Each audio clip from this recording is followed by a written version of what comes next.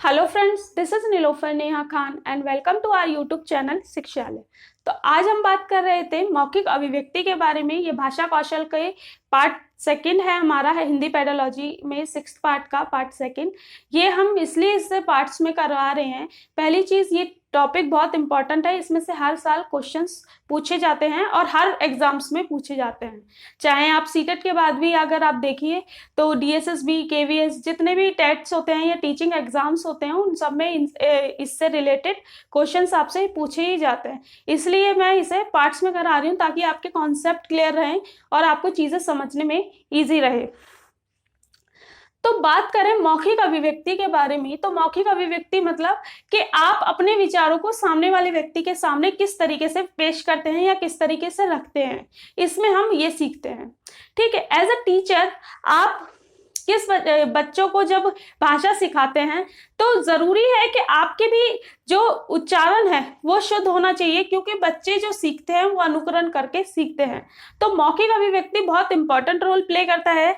क्यों? क्योंकि यही मौखिक अभिव्यक्ति ही ऐसा है जो हमारा सामने वाले व्यक्ति के सामने एक इंप्रेशन छोड़ के जाता है।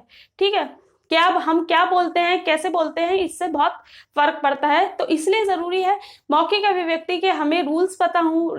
और हम जब किसी बालक को भाषा सिखाते हैं तो हमें ये चीजें पता होनी चाहिए कि किस तरीके से बालक सीखते हैं और किस तरीके से हमें चीजों को यूज करना है ताकि वह अपना सर्वांगीण विकास कर सके। तो पहले अगर बात करें मौखिक अभिव्यक्ति की विशेषताओं के बारे में या फिर इसकी क्वालिटीज के बारे में, तो पहला जो क्वालिटीज होती है वो होती है स्वाभाविकता। स्वाभाविकता का मतलब है कि आप कोई भी बात बोले तो एकदम स्वाभाविक होके बोलिए, नेचुरली बोलिए। ये नहीं कि आप बोलते समय आपके ऊपर ऐसा लग रहा है कि आपके ऊपर बहुत प्रेशराइज किया हुआ है बोलने के लिए, या फिर आप कुछ समझ नहीं रहे और बोले जा रहे हैं, या फिर सामने वाला व्यक्ति आपकी बातों को समझ नहीं रहा और आप बोले जा रहे हैं। तो जरूरी है कि आप स्वाभाविकता के साथ बोलिए, मतलब नेचुरली बोलिए, ना कि किसी प्रेशर में आकर, या फिर मतलब एक फेस का एक्सप्रेशन आपका चेंज नहीं होना चाहिए बोलते टाइम। दूसरा हमारा पॉइंट है स्पष्टता। स्पष्टता का मतलब है कि आप जब अपने थॉट्स किसी सामने वाले व्यक्ति के सामने रखते हैं तो जरूरी है कि आपके जो आप उच्चारण कर रहे हैं जिस भी बोली का, चाहे वो हिंदी हो, इंग्लिश हो, कोई भी लैंग्वेज हो, उसका स्पष्टता से उच्चारण होना चाहिए। स्पष्टता का मतलब है कि शब्दों को एकदम स्पष्ट बोलिए ताकि बच्चे आपकी चीजों को समझ पाए और उसका अनुकरण कर पाए। क्योंकि अगर आप ही स्पष्ट नहीं बोलेंगे या फिर आप बच्चों को स्पष्ट बोलना नहीं सिखाएंगे तो वो त्रुटियां करते रहेंगे और एट द एंड क्या होगा कि उनकी जो भाषा होगी वो त्रुटियों से बहुत ज्यादा, वो हमेशा त्रुटियां करते रहेंगे। तीसरा हमारा पॉइंट है गाम्य।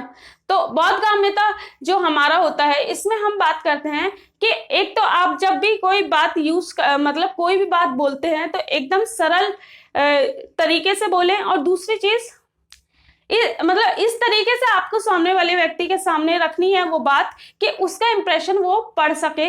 जो आप सोचते हैं, जो आप उस व्यक्ति को समझाना चाहते हैं अपने थॉट्स के द्वारा, अपने विचारों के द्वारा, तो वो सामने वाला व्यक्ति वो चीज समझ पाए। जैसे एग्जांपल लीजिए कि कोई बात है कि बहुत सीरियस है, आप उसे समझाना चाहते हैं कि ये ऐसा है, लेकिन आप हंसकर उसे ये बात बता रहे हैं, तो उस बात की वैल्यू खत्म हो जाती है। क्यों? क्योंकि वो भी उस बात को उस वे में नहीं ले जा सकता जिसमें आप उसे समझाना चाहते हैं। तो जरूरी है कि आपका भी बात करने का तरीका सही होना चाहिए ताकि जो आपके सामने वाला व्यक्ति है वो आपकी फीलिंग्स को, आपके थॉट्स को, आपके विचारों को समझ पाए।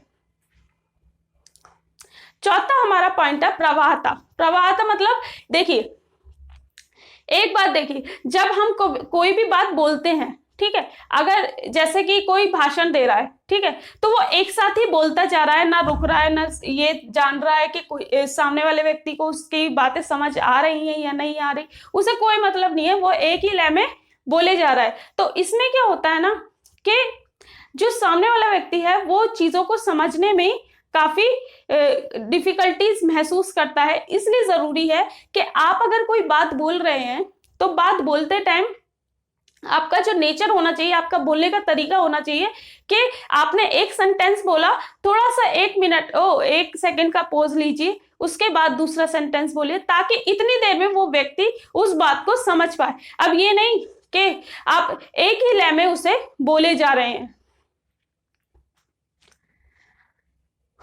अब बात करते हैं इसकी शिक्षण विधियों के बारे में। शिक्षण विधियों के बारे में अगर बात करें तो सबसे पहला जो शिक्षण विधि में यूज किया जाता है वार्तालाप। देखिए, बच्चे जो सीखते हैं वो अनुकरण करके सीखते हैं, ये हम सब जानते हैं। तो इसलिए जरूरी है कि एज अ टीचर आप उससे बातचीत करिए, आप उसके सामने वार्तालाप करने के अवसर प्रदान करें। जितने आप अवसर प्रदान करेंगे उतना ही वो भाषा में निपुण होता चला जाएगा। तो इसलिए जरूरी है कि बच्चे के सामने, बच्चे को आप वार्तालाप आप खुद भी करिए और उसे वार्तालाप के अवसर भी दीजिए उसके क्लासमेट्स के साथ, उसके कक्षा में जितने भी उसके फ्रेंड्स हैं या प्लेग्राउंड में जितने भी फ्रेंड्स हैं उनके साथ वो बातचीत करके और अपनी भाषा को सीख सके। दूसरा है हमारा वाद विवाद। देखिए, वाद विवाद जैसे डिबेट, ठीक है, डिबेट में हम क्या करते हैं कि हमने कोई टॉपिक लिया और हम उसमें बोलना शुरू कर दिए, दूसरा जो सामने वाला एक और व्यक्ति होगा वो भी उस पर कुछ अपने विचार रखेगा, कुछ आप अपने विचार रखेंगे, कुछ वो अपने विचार रखेगा। तो इसमें क्या होता है कि आप अपने विचार उस व्यक्ति के सामने रख रहे हैं और उसके विचारों को ग्रहण कर रहे हैं। तो इसमें क्या होता है कि आपकी जो भाषा है वो अच्छी होती है, सुधरेगी और आपको चांस मिलता है अपने विचारों को व्यक्त करने का, अपने विचारों को बिना हेजिटेट हुए, बिना किसी घबराहट के आप किसी व्यक्ति के सामने अपने विचारों को अच्छे से रख सकते हैं। तीसरा है हमारा प्रश्नोत्तर विधि। प्रश्नोत्तर विधि में एज अ टीचर एक क्वेश्चन पूछती है और जो स्टूडेंट्स होते हैं वो इसका आंसर करते हैं। इसमें आपको एक चीज जो ध्यान में रखनी होती है वो ये रखनी होती है कि आपका जो क्वेश्चन पूछने का तरीका है वो सही होना चाहिए। मतलब अगर आप पूछना चाहते हो कि बेटा आपका नाम क्या है, ठीक है, एक नॉर्मल सा क्वेश्चन है कि आपका नाम क्या है, ये क्वेश्चन हो गया। लेकिन अगर एज अ टीचर आप ये पूछ रहे हो नाम क्या है ये तुम्हारा, मतलब एक सेंटेंस का मतलब कोई वो नहीं हुआ, आपने एकदम लय में नहीं रखा सेंटेंस को, और एक जो जिस तरीके से आपको पूछना चाहिए था क्वेश्चन उस तरीके से आपने नहीं पूछा, तो उसमें क्या होगा, बच्चा भी आंसर सही से नहीं कर पाएगा। तो इसलिए जरूरी है कि आपको क्वेश्चंस पूछते टाइम भी आपका लय भी उस तरीके से रखनी चाहिए और वर्ड्स का जो उतार चढ़ाव होता है, ठीक है, जैसे नाम कहाँ यूज किया जाएगा या फिर क्या कहाँ यूज किया जाएगा या फिर और जो वर्ड्स हैं उनका जो एक क्रम अनुसार होना चाहिए। जो एक क्रम होता है वो उसी में ही आप क्वेश्चंस को पूछे। अगर आप क्रम के अनुसार ही क्वेश्चन नहीं पूछेंगे तो बच्चे को समझ कैसे आएगा कि आप पूछना क्या चाहते हैं। चौथा है हमारा चित्र वर्णन। चित्र वर्णन में जैसे आप कोई बच्चे को कोई ड्राइंग दिखा सकते हैं और उस पर आप बोल सकते हैं कि बच्चे बोलो, ठीक है, आप उसे चित्र दिखाकर। अब उसमें क्या होता है, उसमें बच्चे को काफी अवसर प्रदान होते हैं बोलने के कि वो इस ड्राइंग को देखकर क्या सोचा उसने, क्या समझा, और उसके जो दिमाग में उसके विचार चल रहे हैं वो व्यक्त कर सकता है। तो ये बहुत अच्छा प्रोसेस माना जाता है हिंदी के लिए या फिर किसी भी लैंग्वेज के लिए। क्यों? क्योंकि इसमें व्यक्ति सक्रिय रहकर चीजों को समझता है, पहले वो समझेगा इस ड्राइंग में है क्या, फिर वो बोलेगा, ठीक है, तो इसे काफी अच्छा माना जाता है।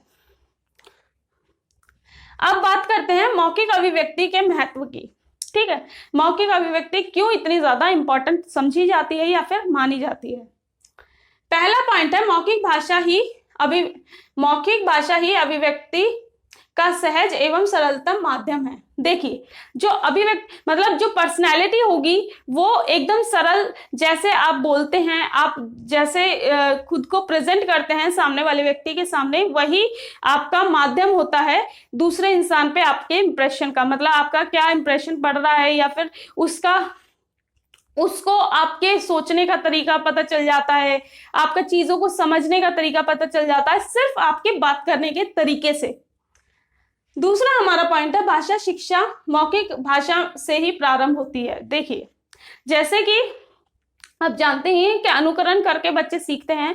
तो इसमें क्या होता है कि आपको जो भाषा सिखानी है, जैसे कोई हिंदी वाला हिंदी मीडियम बच्चा है या फिर हिंदी लैंग्वेज मदर लैंग्वेज उसकी जो है, मातृभाषा जो उसकी है वो हिंदी है, तो आप अगर उसे इंग्लिश में कोई चीज सिखाने लग जाएंगे तो उसे वो समझ नहीं आएगी। क्यों? क्योंकि उसकी जो मदर टंग है वो कौन सी है? हिंदी।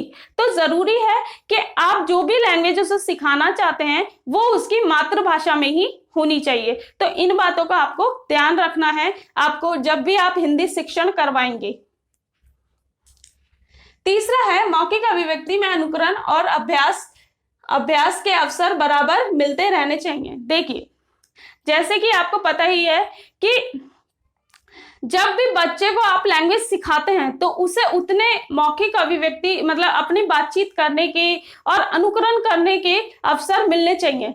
क्या? जैसे कि उसे बोलते रहने का अवसर मिलना चाहिए। उसे आप प्ले ग्राउंड में छोड़ दो उन बच्चों के साथ जिन्हें वो लैंग्वेज आती है, ठीक है, तो वो बोलना सीखेगा। या फिर अनुकरण करने का, अनुकरण मतलब आप भी शुद्ध भाषा का प्रयोग करें, सही उच्चारण के साथ प्रयोग करें, ताकि वो आपको सुनकर अपने खुद में वो भाषा का प्रयोग करना सीखे। ठीक है, तो उसे ये दोनों ही अवसर मिलने चाहिए, एक अनुकरण का, दूसरा अभ्यास का। देखिए, दोनों ही इंपॉर्टेंट क्यों है? देखिए, अनुकरण करके तो वो चीजों को सीखेगा कि कैसे किस वर्ड को क्या कहते हैं, ठीक है, लेकिन अभ्यास से क्या होगा कि उसे ये पता चल जाएगा कि कौन सा वर्ड कब यूज किया जाता है और कहाँ यूज किया जाता है। ठीक है, तो दोनों ही बहुत जरूरी हैं किसी भी बालक के भाषा के विकास के लिए। चौथा जो हमारा पॉइंट है, सामाजिक संबंधों में सामंजस्य स्थापित करने में मौखिक भाषा प्रमुख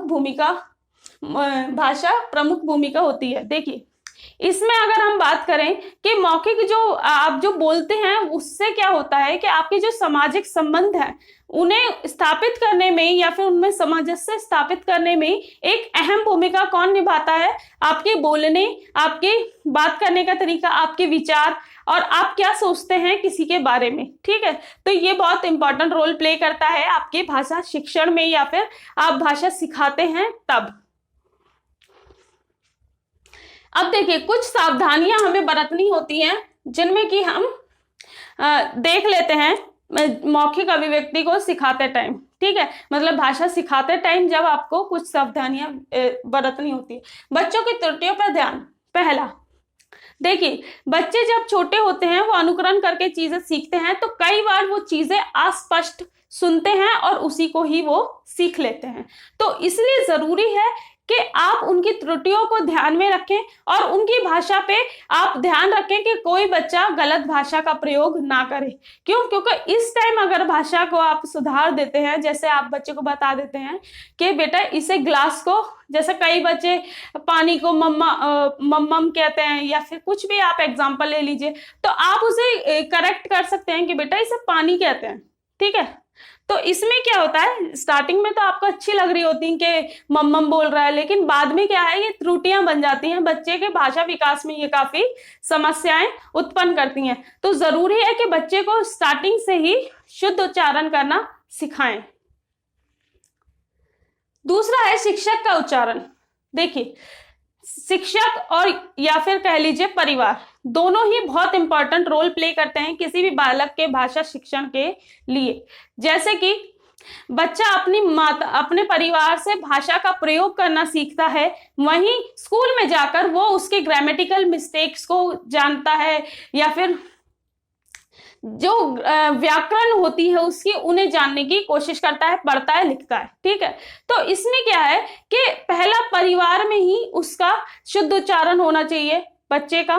क्यों? क्योंकि अगर परिवार से ही वो गलत सीखता है तो उसकी लैंग्वेज काफी खराब हुई, उसे लैंग्वेज सीखने में काफी परेशानियां हो सकती हैं।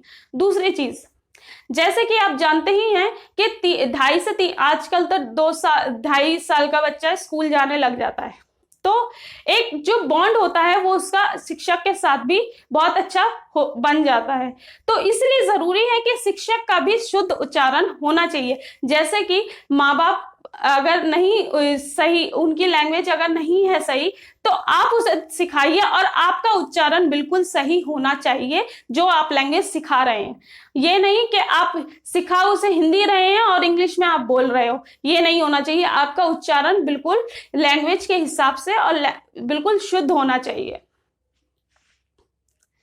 तीसरा है बोलने में कठिनाई महसूस करने वाले बालकों को उचित अवसर प्रदान करना। देखिए, जैसे कई बच्चे जो होते हैं जिनका प्राकृतिक रूप से, कई बच्चे बोलने में काफी कठिनाइयां महसूस करते हैं। वो कोई भी रीजन हो सकता है, या तो वो किसी लंबी बीमारी से गुजरे हो, या फिर कोई भी चीज, ऐसा रीजन हो सकता है। तो ऐसे बच्चों को ज्यादा से ज्यादा आपको अवसर देने चाहिए बोलने के। ठीक है, उन्हें गेम्स कराइए, उन्हें बच्चों के साथ डिबेट कराइए, या फिर कोई भी चीज आप उनसे बातचीत करिए, उनसे क्वेश्चन आंसर करिए। तो इसमें क्या है कि बच्चा बोलना सीखता है, उसे फिर वो जो हेजिटेशन है उसकी, या फिर वो किसी भी तरीके से जो उसकी लैंग्वेज वो सीखने में असमर्थता आ रही थी, ठीक है, वो खत्म हो जाएगी। तो यहाँ ये हमारी वीडियो खत्म होती है। कल इसका थर्ड पार्ट हम डिलीवर करेंगे, जिसमें हम पढ़ेंगे पाठन कौशल के बारे में। ठीक है, तो यहाँ, और अगर आपको इस वीडियो में कुछ भी अच्छा लगता है तो प्लीज लाइक एंड शेयर जरूर करें, और अगर आपको कोई चीज में डाउट हो तो प्लीज कमेंट बॉक्स में कमेंट भी करें, और कोई भी चीज अगर आपको लगती है तो प्लीज हमारे चैनल को सब्सक्राइब करें और शेयर भी करें दूसरा अपने फ्रेंड्सों के साथ। Thank you.